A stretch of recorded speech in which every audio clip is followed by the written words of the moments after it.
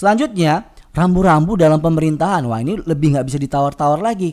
Karena pemerintahan baik pusat maupun daerah harus memahami dan menerapkan Bhinneka Tunggal Ika. Contoh nih ya, nanti kalau dalam soal-soal HOTS, coba perhatikan ya, bahwa soal-soal HOTS itu dia bisa menawarkan nggak opsi ya untuk memperjuangkan atau melaksanakan, mengimplementasikan Bhinneka Tunggal Ika. Contoh nih ya, contoh. Di pemerintahan, kita tuh nggak boleh membuat keputusan pemerintahan berdasarkan ras, agama, dan suku bangsa, kecuali memang ada kondisi spesifik ya. Intinya ini menonjolkan sesuatu dengan cara menyingkirkan kelompok.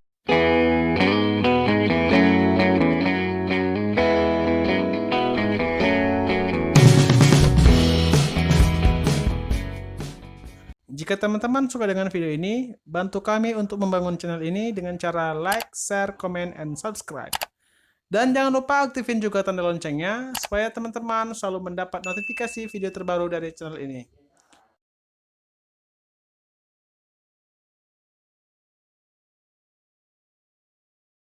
Assalamualaikum warahmatullahi wabarakatuh. Selamat datang di Bimbel Online Konstanta.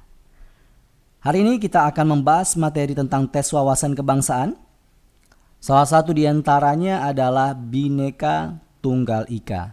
Materi ini tidak lepas dari materi Pancasila, materi Undang-Undang Dasar 1945, di mana Bhinneka Tunggal Ika merupakan semboyan bangsa Indonesia. Unity in diversity. Beraneka ragam tetapi tetap satu juga. Bhinneka Tunggal Ika. Nah, teman-teman semuanya, jangan lupa bahwa tes wawasan kebangsaan merupakan satu dari 3 subtema dalam seleksi kemampuan dasar, ya, 1 dari 3, dan ini cukup signifikan nilainya karena ada 30 soal TWK, ya. Jadi teman-teman semuanya, kita punya potensi untuk bisa mendapatkan nilai 150 poin, dan itu sangat banyak sekali untuk mendongkrak total nilai SKD kita. Saya rasa cukup preambulnya ya. Saya cuma mau ngingatin sebelum kita masuk ke materi, kita jangan lupa untuk like, comment, dan share. Dan bagi teman-teman yang belum subscribe segera, dan jangan lupa untuk mengaktifkan bunyi loncengnya. Oke ya. Oke, kita masuk ke materi Bhinneka Tunggal Ika. Bhinneka Tunggal Ika adalah moto atau semboyan ya bangsa Indonesia. Frase ini berasal dari bahasa Jawa kuno yang sering kali diterjemahkan dengan kalimat berbeda-beda tetapi tetap satu. Jika diterjemahkan per patah kata, maka nah ini dia. Bhinneka itu artinya beraneka ragam atau berbeda-beda. Bhinneka Tunggal Ika, kata neka dalam bahasa Sanskerta artinya macam, ya, ragam, dan menjadi pembentuk kata aneka dalam bahasa Indonesia. Nah, kata tunggal sendiri artinya adalah satu, dan ika itu artinya itu. Jadi ika itu sebenarnya semacam kata petunjuk ya, kata petunjuk. Jadi beberapa teman tuh kita suka keliru, mungkin memikirkan ika itu kalimatnya sepadan dengan kata eka. Jadi eka itu artinya satu, bukan. Kata satu itu ada di kata tunggal. Jadi ika itu artinya itu. Itu adalah penunjuk ya. Seperti kita ini gitu ya. Nah, secara harfiah Bhinneka Tunggal Ika diterjemahkan sebagai beraneka satu itu. Itu secara harfiah. Namun secara istilah atau pemahaman kita selama ini, makna dari Bhinneka Tunggal Ika adalah meskipun berbeda-beda tetapi pada hakikatnya bangsa Indonesia adalah satu kesatuan. Ini ekivalen ya, setara lah dengan konsep negara kesatuan Republik Indonesia. Semboyan ini digunakan untuk menggambarkan persatuan dan kesatuan bangsa dan negara kesatuan Republik Indonesia yang terdiri dari beraneka ragam budaya, bahasa daerah, ras, suku bangsa, agama, dan kepercayaan. Jadi ini semacam semboyan nasional kita ya kan.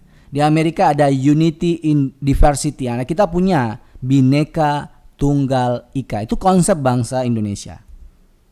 Nah, sejarah Bhinneka Tunggal Ika sendiri, kata ini dikutip dalam sebuah kitab Sutasoma karangannya Empu Tantular dan ditulis dikarang pada tahun ke-14 Masehi, ya. Itu di zaman kerajaan Majapahit yang waktu itu notabene masih memiliki kepercayaan agama Hindu. Empu Tantular adalah seorang penganut Buddha. Nah, ini unik kan? Empu Tantular itu agamanya Buddha, tetapi kekuasaan politik pada saat itu adalah Majapahit memiliki kecenderungan atau notabene pada saat itu kepercayaannya adalah Hindu. Nah, kondisi itu luar biasa menunjukkan adanya toleransi yang amat sangat tinggi gitu ya. Jadi tidak membuat hidupnya menjadi tidak aman ataupun tidak tentram. Seluruh kepulauan di Indonesia berada di bawah kekuasaan Majapahit. Meskipun ini sering diperdebatkan ya. Hal ini memang tidak dapat dilepaskan dari kegigihan Gajah Mada, Sumpah Palapa, dan ternyata benar-benar dilaksanakan. Dalam melaksanakan cita-citanya, Gajah Mada didukung ada beberapa tokoh, ya, ada Aditya Warman dan Laksamana Nala. Di bawah pimpinan Laksamana Nala inilah ya, Majapahit membentuk angkatan laut yang amat sangat kuat. Nah, peran Bhinneka Tunggal Ika ini jadi penting. Ada banyak sekali perannya, ya, tapi kita akan review. Ada kurang lebih 18 peran dari Bhinneka Tunggal Ika. Kita akan bahas satu persatu. Oke Sobat Konstanta, ini yang pertama. Peran dari Bhinneka Tunggal Ika adalah menjaga kesatuan Republik Indonesia. Salah satu peran penting Bhinneka Tunggal Ika bagi kehidupan warga Indonesia adalah menjaga kesatuan negara Republik Indonesia. Hal ini ditandai dengan lambang negara, ada burung Garuda, mencekram pita. Tulisannya Bhinneka Tunggal Ika. Masih ingat ya materi Garuda ya? Materi Pancasila maksud saya. Dari lambang tersebut kita disadarkan bahwa Indonesia itu satu, ya, kesatuan, dan tidak boleh terpecah belah. Jadi sebenarnya konsep bentuk negara kesatuan yang paling cocok memang untuk Indonesia, ya kan? Dalam perspektif Bhinneka Tunggal Ika. Oke ya. Kemudian yang kedua adalah menciptakan persatuan di Indonesia. Indonesia terdiri dari berbagai macam ras. Banyak sekali ras di Indonesia. Bahkan di Kalimantan, di Papua itu bahasa amat sangat banyak. Di mana setiap suku memiliki ciri khas sendiri-sendiri dan kepercayaannya sendiri ya. Nah, agama atau kepercayaan sendiri. Meski berbeda, Bhinneka Tunggal Ika memiliki peran untuk menciptakan persatuan di bangsa Indonesia. Ya, perbedaan yang ada harus tetap menciptakan persatuan Indonesia, jangan sampai menjadi keributan antar suku atau keributan horizontal. Ini pentingnya konsep Bhinneka Tunggal Ika. Yang ketiga adalah membangun kehidupan nasional. Nah, dalam berinteraksi dalam kehidupan nasional tentu kita berinteraksi dong, ya kan? Nah, konsep Bhinneka Tunggal Ika ini harapannya bisa membangun kehidupan nasional yang merupakan salah satu peran dari Bhinneka Tunggal Ika. Kenapa? Karena di dalam semboyan itu diharapkan mampu mengatur kehidupan warga Indonesia yang amat sangat majemuk. Kita ini bukan ragam yang homogen tetapi yang heterogen, banyak sekali kita di dalamnya kan. Sehingga kehidupan nasional itu bisa tercipta. Kehidupan warga negara Indonesia yang beraneka ragam diharapkan mampu membentuk kehidupan nasional yang aman, damai, tentram, dan tanpa perpecahan. Nah, ini penting, ya kan? Oke, yang keempat adalah membangun berbagai aspek Indonesia, ya. Bhinneka Tunggal Ika juga akan membangun berbagai aspek kehidupan di Indonesia. Ada aspek politik, aspek ekonomi, aspek sosial, budaya, dan juga yang paling penting adalah aspek pertahanan rakyat. Maksud menggunakan Bhinneka Tunggal Ika inilah ketika warga negara kita ini berkecimpung dalam aspek-aspek tadi, diharapkan mereka tetap menjaga persatuan dan kesatuan warganya. Bisa dilihat dari fungsi partai politik misalnya. Kan banyak nih partai politik terlibat dalam aktivitas-aktivitas politik ya. Nah, di dalamnya itu orang-orang itu beraneka ragam, jadi tidak eksklusif. Dari mana aja bisa masuk. Nah, begitu kurang lebih, ya. Nah, yang kelima adalah mencapai tujuan nasional. Jadi Bhinneka Tunggal Ika ini diharapkan ya bisa mendorong Indonesia sebagai sebuah negara ya untuk mencapai tujuan nasional. Masyarakat Indonesia yang memahami dan melaksanakan arti dari Bhinneka Tunggal Ika diharapkan secara bersama-sama mampu menciptakan tujuan nasional bangsa Indonesia. Pertanyaannya, tujuan nasional bangsa Indonesia?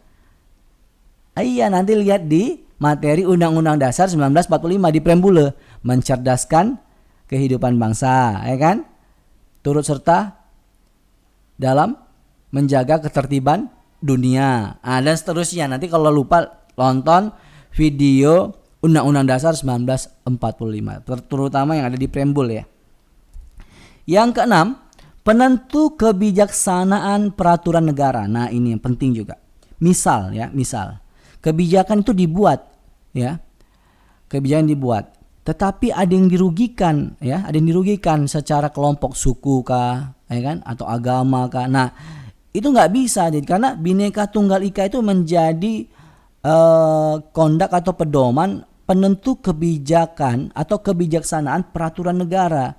Jadi kebijaksanaan dibuat tidak merugikan bagi suku atau agama manapun ya. Sila Pancasila sebelum menjadi seperti sekarang ya, berbagai macam perubahan sila kan ada dalam proses ya maksudnya. Pancasila setelah ditetapkan di tanggal 18 Agustus 1945 itu kan yang sah itu kan. Tapi kan sebelum itu kan ada sidang BPUPKI, ada pidatonya Pak Supomo, Muhammad Yamin ya kan. Ada juga tanggal 1 Juni Insinyur Soekarno, kemudian ada Piagam Jakarta, ada proses-proses panjang itu ya. Pancasila itu dirumuskan di sila pertama itu awalnya melibatkan agama Islam saja. Sehingga hal itu menyinggung lah kelompok minoritas katanya seperti itu ya kan. Tetapi besar jiwanya ulama-ulama Islam pada saat itu meskipun mayoritas tapi tidak memaksakan kehendak. Nah, jadi Pancasila ini sudah selesai. Ya kan? Pancasila, ideologi Pancasila di Indonesia itu sudah selesai.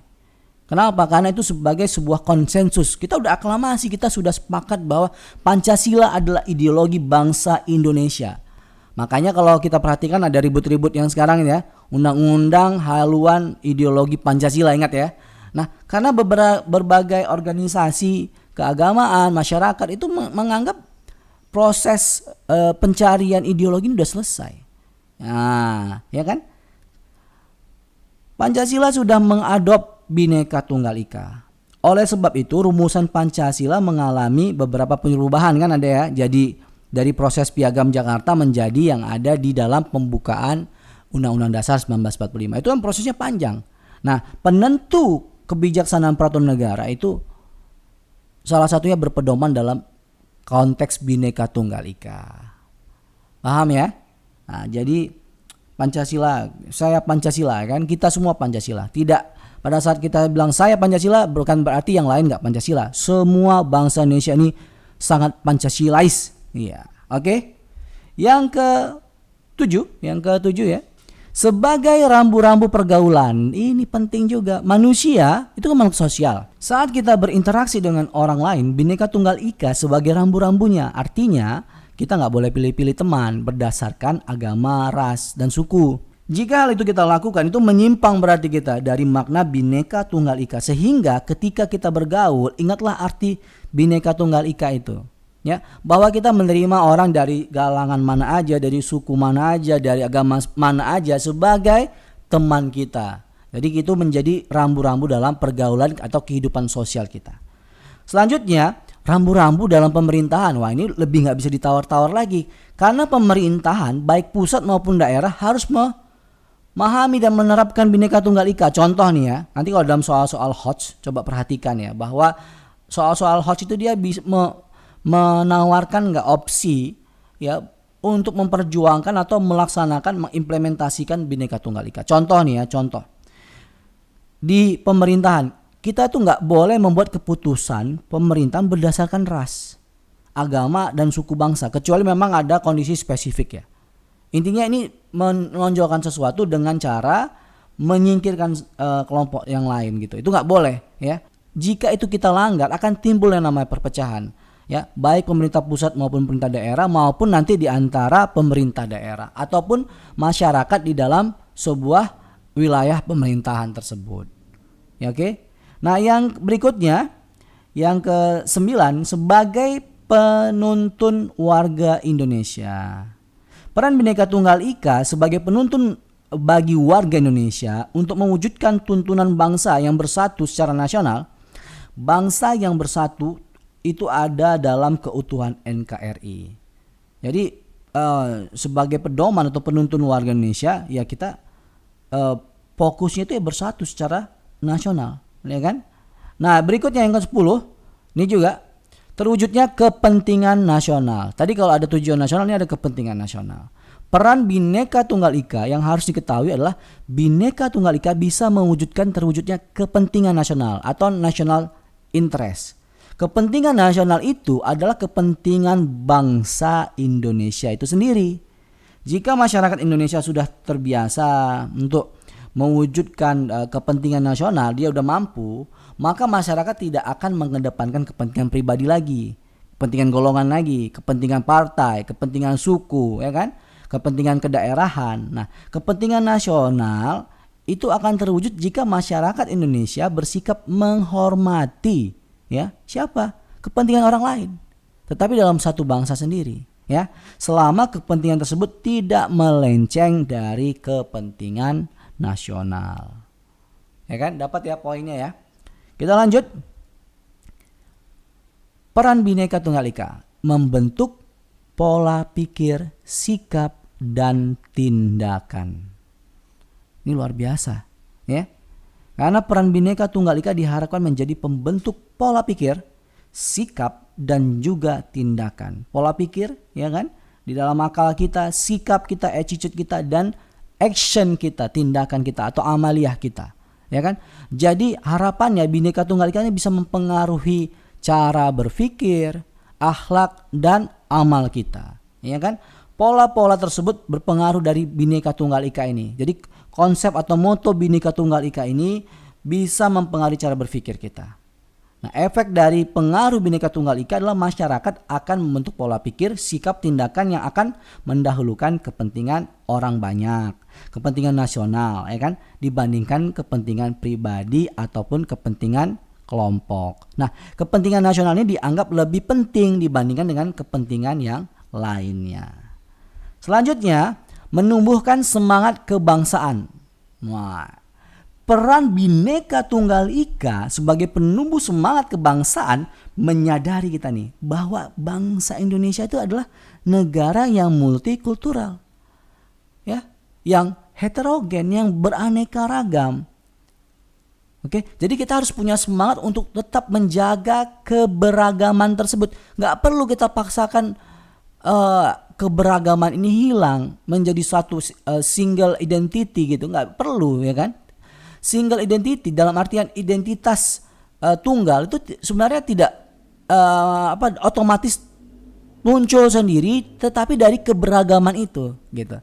Nggak perlu semua itu diseragamkan dengan cara menghilangkan keberagaman. Kita perlu keseragaman hal-hal tertentu, ya kan?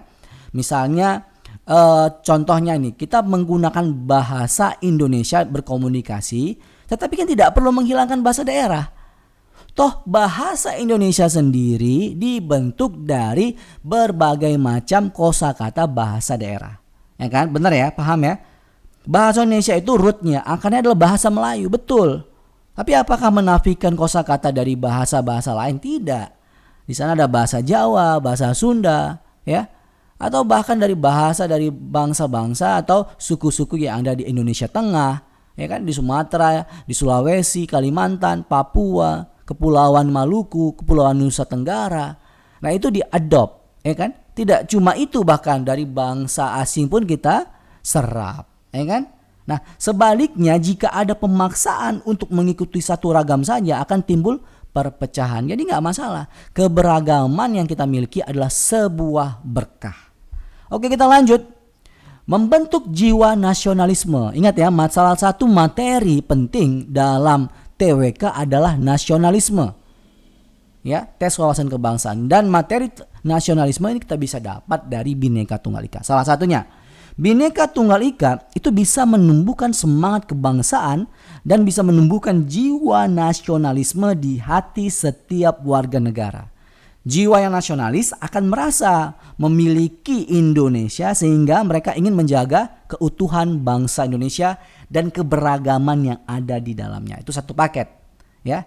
Nah, kemudian peran Bhinneka Tunggal Ika secara otomatis akan mendorong kehidupan demokrasi, ya. Jadi Bhinneka Tunggal Ika itu sudah dari awal demokratis, jauh sebelum ada konsep demokrasi kita impor dari luar negeri. Peran Bhinneka Tunggal Ika mencapai demokratis di setiap level warga negara. Demokratis itu ya, itu tanpa paksaan dan juga tanpa tekanan. Oke ya kan? Luar biasa. Nah, peran Bhinneka Tunggal Ika berikutnya adalah Bhinneka Tunggal Ika itu menjaga keadilan di berbagai aspek. Ini paling penting. Karena jika rasa keadilan tercederai, maka muncullah hal-hal yang nggak kita inginkan. Ya, contohnya keadilan bagi hak asasi manusia, terutama hak perlindungan anak. Andai kata ini kita abaikan, maka permasalahan-permasalahan bangsa ini akan muncul. Ya, baik di level hak asasi manusia, mau perlindungan anak, ya kan, kekerasan dan dalam rumah tangga, bullying dan segala macamnya akan muncul. Nah, jika ada yang melanggar asasi tadi hak tersebut, maka dia akan disanksi secara hukum dan tegas. Ya kan? Salah satu hak asasi yang dimiliki manusia adalah hak untuk menentukan agama dan kepercayaan masing-masing. Pasal 29 ya yang ada di Undang-Undang Dasar 1945. Jika ada warga yang mengganggu hak tersebut, dia akan disanksi hukum secara tegas. Oke, kita lanjut. Peran Bhinneka Tunggal Ika, ingat Sobat Konstanta, perannya adalah menciptakan kesejahteraan. Ini kan harapan ini, ya kan? Harapan bangsa kita, kesejahteraan. Salah satu peran Bhinneka Tunggal Ika di tengah-tengah masyarakat adalah menciptakan kesejahteraan di kalangan masyarakat. Jika masyarakat mengetahui dan memahami arti dari Bhinneka Tunggal Ika, masyarakat tersebut tidak akan saling ganggu dengan agama, suku, ras, kepercayaan orang lain. Gak akan ganggu, ya? Karena akan saling menghormati sehingga nanti akan terwujud masyarakat yang harmonis. Oke, berikutnya adalah identitas bangsa. Wah, banyak sekali nih ya. Tinggal dikit lagi. Salah satu peran Bhinneka Tunggal Ika yang penting adalah membentuk identitas. Siapa kita? Membentuk siapa kita? Kita adalah bangsa Indonesia. Bangsa Indonesia identik dengan keanekaragaman. Jadi jangan menolak keanekaragaman. Itu adalah suatu tetapan dari Tuhan, takdir dari Tuhan, anugerah dari Tuhan, ya kan? Sehingga jika keanekaragaman tersebut hilang, maka hilang juga identitas kita, gitu. Jadi memang udah biarkan aja keberagaman ini tetap muncul sebagai sebuah identitas bangsa Indonesia. Selanjutnya, peran dari Bhinneka Tunggal Ika selain mensejahterakan adalah memakmurkan, ya. Jika setiap bangsa yang ada di dalam masyarakat Indonesia itu tahu arti Bhinneka Tunggal Ika, mereka tidak akan saling ganggu kan tadi, terutama saat melaksanakan ibadah, kepercayaan. Selain itu, Bhinneka Tunggal Ika juga membuat warga menjadi makmur. Kenapa? Karena tidak ada perbedaan yang signifikan dalam proses mendapatkan penghidupan, pekerjaan ya, atau menciptakan lapangan usaha. Jadi orang tuh bebas melakukan aktivitas-aktivitas ekonomi tanpa terkendala identitas personal pribadinya, sukunya apa, rasnya dari mana, nggak ada masalah. Jika masyarakat tidak tahu arti makna Bhinneka Tunggal Ika, maka orang akan mengklaster, membeda-bedakan kita dari SARA dalam proses mencari pekerjaan, mencari penghidupan, perdagangan, ekonomi, buka usaha. Nah, makanya pentingnya peran Bhinneka Tunggal Ika adalah mengantarkan masyarakat kita dalam kemakmuran. Sehingga jika ada orang yang melamar pekerjaan, itu dari mana aja sukunya, terserah. Selama dia memenuhi kualifikasi profesional. Jadi dia bisa dapat pekerjaan. Jadi lebih makmur.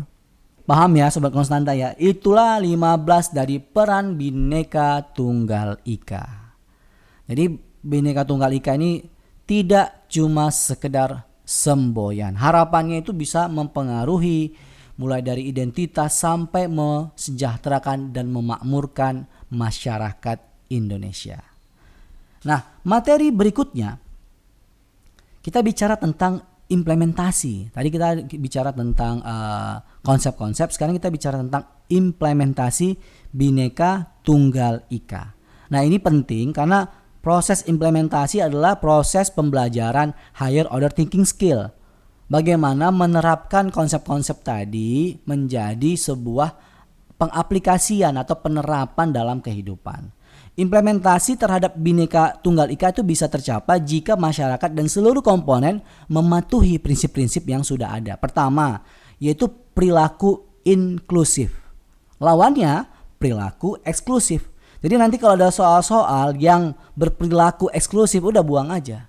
Begitu, itu dari sisi level implementasinya. Ini paham ya? Ini hotsnya loh. Nah, seseorang itu harus menganggap bahwa dirinya sedang berada dalam suatu populasi, komunitas, habitat yang sangat luas, ya kan? Sehingga dia tidak melihat dirinya melebihi orang lain. Begitu juga dengan kelompok garisnya. Kepentingan bersama lebih diutamakan daripada kepentingan pribadi atau kelompoknya. Kepentingan bersama bisa membuat segala komponen merasa puas. Masing-masing kelompok mempunyai peranan masing-masing di dalam kehidupan berbangsa dan bernegara. Nah, selanjutnya adalah mengakomodasi sifat pluralistik, ya. Bukan pluralisme ya, sebagai sebuah konsep yang campur adukkan, bukan itu. Pluralistik di sini adalah bahwa kita menyadari keberagaman sebagai sebuah ketetapan, sebagai sebuah berkah, sebagai sebuah anugerah, sebagai sebuah takdir bangsa Indonesia, ya kan? Ditinjau dari keanekaragaman yang ada di dalam negeri ini, maka sepantasnya Indonesia itu ya adalah bangsa yang tingkat keanekaragamannya paling besar di Indonesia. Bayangin ada belasan ribu pulau, ya kan? Ada ratusan suku dan bahasa dan apalagi dialek, ya kan? Begitu ya. Hal inilah yang membuat bangsa kita itu disegani bangsa lain, ya. Tapi bila hal ini tidak bisa dipergunakan dengan baik, maka sangat mungkin akan terjadi disintegrasi dalam bangsa Indonesia. Ya, banyak kelompok-kelompok separatis yang ingin memisahkan diri. Kemudian ada konflik-konflik horizontal. Nah, itu sangat merugikan. Nah, agama, ras, suku bangsa, bahasa, adat, dan budaya yang ada di Indonesia mempunyai jumlah yang amat sangat banyak, ya kan? Tidak sedikit. Sikap saling toleran, saling menghormati, saling mencintai, dan saling menyayangi menjadi hal mutlak yang dibutuhkan oleh segenap rakyat Indonesia supaya tercipta masyarakat yang tentram dan damai. Kemudian, implementasi Bhinneka Tunggal Ika itu adalah tidak mencari menang sendiri. Jadi nggak suka hati gue, kan gitu. Maunya gue, nggak gitu. Suka hati aku, ya kan, terserah aku, nggak bisa begitu. Perbedaan pendapat itu lumrah, ya kan. Nah, ini apalagi nanti implementasinya di media sosial. Soal-soal hot sangat mungkin melihat fenomena-fenomena yang muncul di kondisi kita hari ini, ya kan, aktual, sangat aktual. Jadi di media sosial ya kita jangan mau menang sendiri, misalnya seperti itu ya. Jadi prinsip-prinsip tidak mencari menang sendiri, mau mendengar pendapat orang lain itu hal yang penting. Nah, oleh sebab itu mencapai prinsip kebinekaan, maka seseorang itu harus sadar untuk saling menghormati antar pendapat dengan pendapat yang lain. Perbedaan ini tidak untuk dibesar-besarkan. Karena memang perbedaan itu pasti muncul, tapi tidak untuk dibesar-besarkan, tetapi untuk dicari satu titik temu, ya kan? Yang titik temu itu mementingkan kepentingan bersama. Nah, kata kuncinya adalah sifat konvergen. Ya, sifat konvergen, sifat penyatuan, kesatuan itu harus benar-benar dinyatakan dalam hidup berbangsa dan bernegara dan menjauhkan sifat perpecahan atau divergen. Bisa paham ya? Yang keempat adalah musyawarah untuk mufakat. Ingat sila keempat ya. Sila keempat itu bicara soal pemusyawaratan mufakat. Jadi sebisa mungkin kita berdiskusi, ya, kita berpendapat, tidak perlu membesar-besarkan tadi, ya. Kita bisa mendapat kesepakatan gitu ya. Kita dapat memperoleh kemufakatan atau kesepakatan bersama. Sehingga nggak perlu sampai voting, tapi kalau memang harus voting ya silahkan ya. Kemudian yang kelima, dilandasi rasa kasih sayang dan rela berkorban. Nah, ini ya bermanfaat bagi manusia lainnya. Rasa rela berkorban haruslah diterapkan di dalam kehidupan hari-hari. Rasa rela berkorban harus terbentuk dan dilandasi rasa kasih sayang, ya kan? Dan menjauhi rasa benci karena hanya akan menimbulkan konflik dalam kehidupan. Nah, ini semangat kasih sayang dan rela berkorban ini menjadi poin penting dalam proses implementasi. Nanti kalau ada soal-soal HOTS, ya dicari tuh mana yang porsi menyayangi, mengasihi sesama dan rela berkorban, itu yang paling penting, ya. Oke, yang keenam adalah tahap pembinaan persatuan bangsa Indonesia. Ini juga perlu penting ya. Pertama, secara kesadaran. Ya, dalam proses pembinaan persatuan bangsa Indonesia, secara dari sisi kesadaran kita sadar bahwa kita memiliki perasaan senasib dan sepenanggungan sebagai sebuah bangsa. Nah, itu modal dasar bagi kita. Kemudian kita bersatu. Ingat tahun 1928 ya, pada tanggal 28 Oktober itu ada Sumpah Pemuda. Di sana pemuda-pemuda Indonesia itu menyatakan bahwa kita itu berbangsa satu, bertanah air satu, dan berbahasa satu. Apa? Indonesia. Nah, proses-proses Sumpah Pemuda, kemudian kebangkitan nasional, ya. Kemudian dengan munculnya organisasi-organisasi yang sifatnya awalnya kedaerahan, kemudian muncul organisasi-organisasi yang sifatnya nasional. Dan puncak dari proses pembinaan, ya kan, adalah proklamasi kemerdekaan kita. Oke, saya rasa materi Bhinneka Tunggal Ika cukup sampai di sini dulu, ya. Kita coba akan bahas-bahas di contoh soal ya. Contoh soal. Ini dia. Di Indonesia dikenal dengan adanya sistem kekerabatan patrilineal dan matrilineal. Ada yang tahu nggak patrilineal sama matrilineal? Ini patrilineal, ada juga yang matrilineal, ya kan? Suku yang menganut sistem kekerabatan yang matrilineal yang mana? Nah, begitu ya. Ada Jawa, Minahasa, Gayo, Batak, dan Minangkabau. Ya. Di Indonesia itu misalnya nih contoh aja, misalnya suku Batak. Suku Batak kan ada marganya tuh. Suku Batak ini dia menganut konsep patrilineal. Secara umum di Indonesia itu menggunakan konsep patrilineal meskipun tidak dominan seperti suku Batak, ya kan?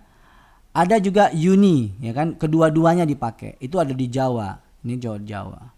Tetapi yang menarik ada juga yang menggunakan konsep matrilineal, yaitu suku Minangkabau. Nah, ini dia matrilineal, ya. Kalau ini patrilineal, ya kan? Nah, jadi kita juga perlu tahu Bhinneka Tunggal Ika ini tidak mungkin kita bisa lakukan kalau kita tidak mengenal. Kalau istilahnya ada tak kenal maka tak sayang. Bagaimana kita bisa bersatu kalau kita nggak kenal? Nah, salah satu pemahaman, salah satu cara untuk bisa saling menyatukan adalah saling mengenal. Oke ya. Nah, sistem kekerabatan matrilineal adalah suatu adat masyarakat yang mengikuti garis keturunan berasal dari pihak ibu. Di Indonesia yang menganut sistem ini adalah suku Minangkabau di Sumatera Barat. Paham ya? Oke, soal berikutnya. Munculnya kebudayaan baru di mana tidak ada pembedaan, ya, tidak ada pembeda-bedaan kebudayaan, ada kebudayaan baru merupakan hasil perpaduan budaya yang berbeda. Nah, hasil perpaduan ini sebutnya apa? Ada yang tahu? A. Akomodasi, B. Toleransi, C. Konsiliasi, D. Mediasi, E. Asimilasi. Iya, betul. Jawabannya adalah asimilasi. Asimilasi adalah proses sosial yang muncul karena adanya kelompok masyarakat yang berbeda latar belakang, ya, berinteraksi terus-menerus dalam waktu yang amat sangat lama sehingga memunculkan kebudayaan yang baru. Contohnya adalah kebudayaan Betawi di Jakarta yang merupakan proses asimilasi dari berbagai macam suku di Indonesia lokal dan juga bangsa asing dari Arab, Cina, bahkan juga Eropa. Oke, kemudian soal berikutnya, Sumpah Pemuda merupakan titik balik pemuda Indonesia untuk bersatu demi mewujudkan Indonesia merdeka. Yang membacakan Sumpah Pemuda waktu itu siapa? Masih ingat? A. Amir Syarifuddin, B. Muhammad Yamin, C. Sugondo, D. Djoko Marsait, yang kelima adalah Royani. Iya, betul. Jawabannya adalah Sugondo Joyo Puspito. Jadi beliaulah pemuda yang membacakan Sumpah Pemuda. Sugondo juga merupakan Ketua Kongres Pemuda kedua. Jangan lupa ya. Oke, lanjut soalnya. Nah ini teman-teman. Untuk menentukan kewarganegaraan seseorang, Indonesia itu menganut azas apa sih? Ya, ini kita harus tahu ini sebagai konsep Bhinneka Tunggal Ika. Keberagaman ini muncul salah satunya di level kewarganegaraan, bukan cuma suku kan? Nationality gitu ya. Nah, yang A, ius sanguinis, ius soli, bipatride, apatride, atau perkawinan. Iya, jawabannya adalah A, yaitu penentuan kewarganegaraan berdasarkan keturunan. Oke. Soal berikutnya adalah semboyan negara kita adalah Bhinneka Tunggal Ika dari bahasa Jawa kuno. Ya kan, ingat ya. Diambil dari sebuah kitab namanya Sutasoma, merupakan karangan dari Empu. Ini udah tahu lah ya. Tantular, Pranca, Gandring, Sendok, atau Supo. Iya, jawabannya adalah dari kitab Sutasoma. Ingat ya, Bhinneka Tunggal Ika ya. Itu dari kitab Sutasoma ya. Dan yang penulisnya adalah Empu Tantular, ya kan? Bhinneka Tunggal Ika diambil dari kitab Sutasoma karangan Empu Tantular, itu di abad 14. Pada saat itu yang memiliki kekuasaan politik atau kepemimpinan adalah Kerajaan Majapahit. Bhinneka Tunggal Ika sering diterjemahkan dengan kata-kata walaupun berbeda-beda namun tetap satu jua. Oke? Saya rasa itu dulu materi kita hari ini. Terima kasih banyak ya. Jangan lupa untuk menunggu materi berikutnya, mempersiapkan diri untuk materi berikutnya, itu tentang peran Indonesia dalam dunia internasional. Oke? Teman-teman semuanya ingat bahwa TWK itu ada 30 soal. Kalau kali 5 jadi 150. Itu poinnya amat sangat banyak. Jadi jangan pernah mengabaikan. Gak peduli. Dan ingat, TWK ini juga adalah salah satu komponen SKD yang nilai minimal ambang batas harus kamu penuhi. Ya. Jadi kamu gak boleh mendahulukan TIU, TKP, tapi mengabaikan TWK gak bisa. Kita harus tetap peduli dan belajar semaksimal mungkin. Selain untuk melewati nilai ambang batas, kita juga memerlukannya untuk memperoleh nilai tambahan dalam proses seleksi kemampuan dasar, agar nilai seleksi kemampuan dasar kita cukup banyak sehingga kita bisa masuk ke tahap berikutnya. Ya, jadi jangan main-main, tetap fokus, berlatih. Kalau ada yang kurang paham silahkan diputar ulang replay video ini. Baca soal-soal yang kami berikan, ya kan? Dibahas, diskusikan. Kalau ada yang mau ditanyakan silahkan ketik di kolom komentar video ini. Jangan lupa teman-teman semuanya, kalau ada kata-kata kami yang salah, saya mohon maaf. Terima kasih banyak. Assalamualaikum warahmatullahi wabarakatuh.